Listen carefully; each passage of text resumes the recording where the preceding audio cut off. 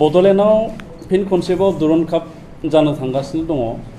थांनाय 2023 मायथाइयाव एशिया हादोरमानि बयनिख्रुइबो गोजामसिन दुरन कापआ खुंजादोंमोन आरो बेयो 132 बोसोर एबा 132 खेब खुंजादोंमोन आरो बे 132 दुरन कापखौ जोंनि बड'लेण्डनि गाहाय खुंगिरि प्रमद बर' बिथांनि दैदेननायाव जोबोद मोजाङै जों खुंफुंना हरनो हादोंमोन आरो बिनि थाखाय भारतनि रौनिया हान्जाया एबा भारतनि आर्मिया दुरन कापखौ जिहेतु नायो बिथांमोना गोजोननानै फिन खनसेबाव 133 दुरन कापखौ आरोबाव बड'लेण्डआव खुंनो थाखाय बिथांमोना जोंनो गथायदों आरो बिनि थाखाय जोङो गासैबो साखाफाराया जाबाय।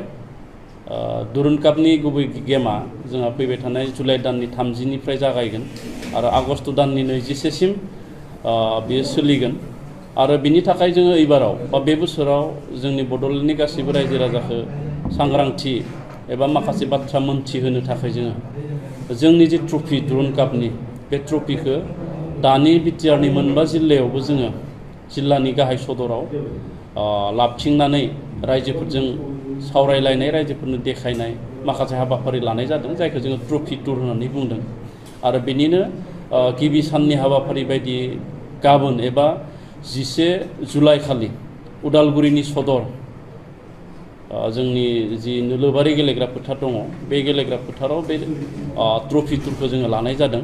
जों उदालगुरि नोगोरखौ बे ट्रफिखौ लानानै गिदिंगोन। बेनि उनाव नोलोबारि गेलेग्रा फोथाराव जोंहा जोंनि जि आगुनि जि गेलेगिरिफोर दङ बैसोगोरा बिथांमोननि गेलेनाय दिन्थिफुंनाय दङ जोंहा 7 खेला माने 7 vs 7 होननानै बुंदों माने 25 मिनिटनि बेखौ जों गेलेनायखौ दिन्थिफुंनाय जागोन आरो उदालगुरियाव जोङो आइजोफोरनि बे दिन्थिफुंनायखौ जोङो खालामनो नागिरदों जिहेतु मोनबा जिल्लायावबो जोङो हौवाफोरनि होजोबनो जों सानाखै मोनब्रै जिल्लायाव हौवाफोरनि थागोन आरो उदालगुरियाव आइजोफोरनि थागोन आरो जोंहा 11 जुलाइ खालि उदालगुरि 12 खालि तामुलपुर 13 खालि जोंहा बाक्सा जिल्लायाव जोंहा थांगोन बेनिफ्राय 14 खालि क'क्राझारनि बड'फा कालचारेल कमप्लेक्सआव क'क्राझार इभेन्टनि थाखाय जोंहा मिरुनां एबा सेन्ट्रेलि जोङो बे ट्रफि टुरनि प्रग्रामखौ जों खालामगोन। बेवहाय जोंनि बिटिआरनि मानगोनां गाहाय खुंगिरि प्रमद बर' बिथाङा थागोन आसामनि गेलेमु मन्त्रि नन्दिता गारलसा बिथाङा थागोन लोगोसे इण्डियान आर्मिनि जि गोजौ सारिनि मावख'गिरिफोर अफिसियेलफोर बिथांमोना थागोन।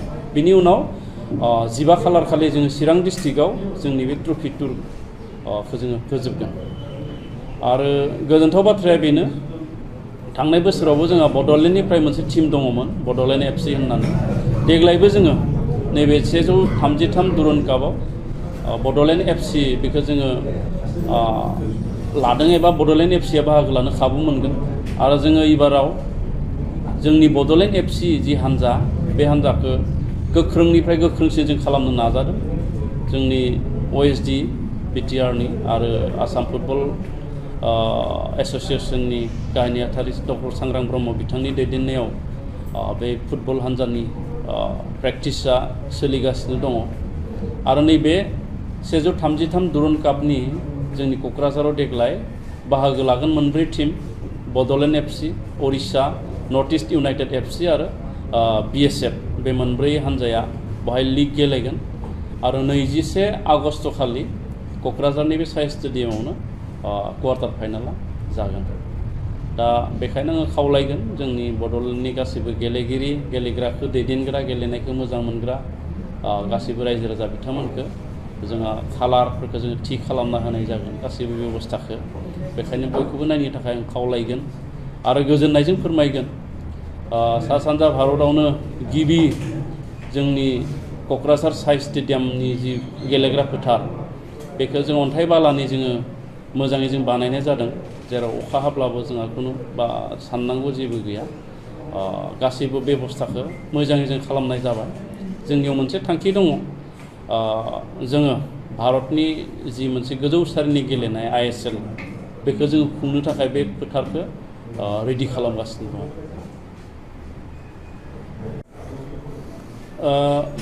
दुरन काप एसिया हादोरमानि बयनिख्रुइबो बे गोजामसिन गेलेनाय बेखौ जोंनि बायदि फिसा मोनसे काउन्सिला खुंनो हानाया जोबोद गोग्गाथाव होननानै आं सानो। मानो बुङोब्ला गोबां रायजोआनो दासिमबो बे कापखौ खुंनो हायाखै बा खुंनायनि खाबुखौ मोनाखै। नाथाय जोङो बिटिआरआ खनसे नङा बोसोरनैयाव खननै जोङो खुंनायनि खाबुखौ मोनबाय आरो बेनि गेजेरजों जोंहा गोबां मुलाम्फा जादों। से नम्बरावनो जोंहा थांनाय 132 बे दुरन कापखौ खुंनायनि थाखाय बड'लेण्ड ओनसोलाव जोङो एनसिसिनि इउनिट मोनसे जोङो मोनबाय। भारतनि रैखाथि मन्त्रि राजनाथ सिंह बिथाङा थांनाय बोसोराव गाहाय आलासि महरै बाहागो लादोंमोन बेखेवजेननाय गेलेखालि आरो बेवहाय जोंनि बिटिआरनि गाहाय मावफुं सोद्रोमा प्रमद बर' बिथाङा गोसोखांलाय गथायदोंमोन जे बड'लेण्डआव जोंनो एनसिसि इउनिट नांगौ। बड'लेण्डनि जिफोर कलेज बा सिनियर सेकेन्डारिफोर दङ बेयाव एनसिसि इउनिटखौ जोंनि उदालगुरिथिंनिया तेजपुर इउनिट आरो हरै गेजेर खन्दनिया गुवाहाटी आरो सोनाबथारनिया धुबुरी बेबायदि माखासे जिल्लानि बा जायगानि इउनिटजोंसो सालायोमोन। नाथाय जोङो दायो बिटिआरआवनो मोनसे इउनिट मोननाया जोंनि थाखाय बा जोंनि लाइमोनफोरनि थाखाय फरायसुला फरायसुलिफोरनि थाखाय जोबोद मोनसे गोजोनथाव आरो जोंनि बड'लेण्डनि बियो मोनसे जोबोद माने गोग्गाथाव बियो सम्पति जानानै थाबाय। दा बेखौ जोङो दुरुन काप खुंनायनि थाखायनो बेखौ मोन्दों होननानै जोङो बुंनांगोन। आरो बेनि गेजेरजों जिहेतु दुरुन कापखौ सनि टिभिया लाइभ खालामो माने सनि टिभिखौ सारा मुलुगावनो नायो आरो जिहेतु दुरुन कापआ एसिया हादोरमानिनो बयनिख्रुइबो गोजामसिन गेलेनाय बेहाय जे खालि क'क्राझाराव स्टेडियामाव खेलाया जागोन साइ स्टेडियामाव खेलाया जायो बै खालि माने 1.5 घन्टा सनि टिभियाव क'क्राझारनि मुङा फोसावजाबाय थायो।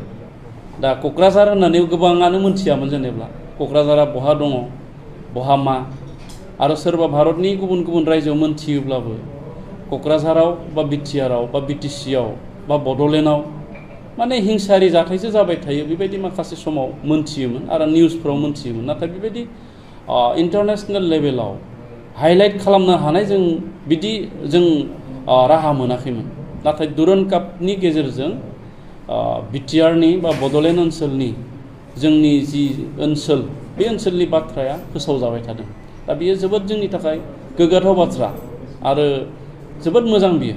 दा बेखायनो दिनैनि थारिखआव बेखौ जोङो हमदांनो हायाब्लाबो नाथाय गाबोन समफोर बेनि जि रिजाल्ट बे जोबोद मोजां। मानो होननानै बुङोब्ला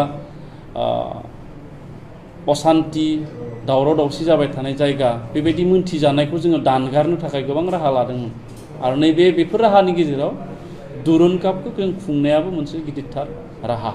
दिनै मुलुगनि गोबां जायगायावनो माने क'क्राझारनि नामखौ दुरुन काप खुंनायनि गेजेरजों मोनथिबाय। गुबुन गुबुन बिजोंजों मोनथिदोंब्लाबो नाथाय नैबे दुरुन काप खुंनायनि गेजेरजोंनो जोङो बांसिन मोनथिनो हाबाय आरो जायफोरा लाइभखौ नायगोन सनि टिभियाव माने दुरुन काप सोलिबाय थाब्ला बेयाव जों गेलारियाव लिरो माने सिटि अफ पिस एबा गोजोननि नोगोर। दा बेबो मोनसे जोंनि थाखाय इस्टाब्लिश खालामनायनि बेयो मोनसे गिदिरथार माने राहा होननानै आं सानो। आं बेखायनो खावलायगोन बेयाव राजखान्थिनि दोलोनि आफादनि जेबो फाराग थानो नाङा। गाबोन सोरबा राजनिति खालामोब्लाबो बेयावनो थानानै खालामनांगोन। दिनै जों खालामदोंबा बेयावनो थानानै खालामदों। गतिके दिनै सोरबाया बेरेगा हान्जाया बेखौ गुबुन रोखोमै नायनानै गाज्रियै फोसावदोंब्ला गाबोन बे पावाराव फैयोब्ला गावबोथ' बे मासियाव जिरायनांगोन। दा बेखायनो बे दोलो संगठन आफाद राजखान्थि दोलोनि जेबो फाराग थानो नाङा। बेयो जोंनि ओनसोलनि खोथा आरो जोंनि जौगानायनि खोथा। जोंनि जायगाखौ जों अरायसम मोजां आरो जौगानाय लामायाव थांदों बेखौ जों फोसावनांगोन। दा बेखायनो दुरुन कापखौ नायनो थाखाय आं बयखौबो खावलायदों सहजुग खालामनो थाखाय बयखौबो खावलायदों खारन बिनि गेजेरजों जोंनि ओनसोला गायसनजादों आरो जोंनि गोबां उन्दै उन्दै गेलेगिरिफ्रा गोबां थुलुंगा मोनदों। दुरुन काप खुंनाय लोगो लोगो गोबां थुलुंगा मोनदों। गोबां गामिफ्राव मोनसे समाव गेलेनायखौ एसे गारनाय बायदि बा नागारनाय बायदि जोङो नुदोंमोन। नाथाय दिनै दाफ्रोमबो गामियाव गेलेनायनि जि मोनसे परिबेस बियो फैफिनदों आरो जोंनि लाइमोन सेंग्रा सिख्लाफ्रा गेलेनायाव जुदि मुखुब जाना थानो हायोब्ला गुबुन गुबुन समाज बेरेखा खामानिनिफ्राय जानगाराव थानो हायो। दा बे बिथिंजों जोंनि समाजा मुलाम्फा जागासिनो दङ।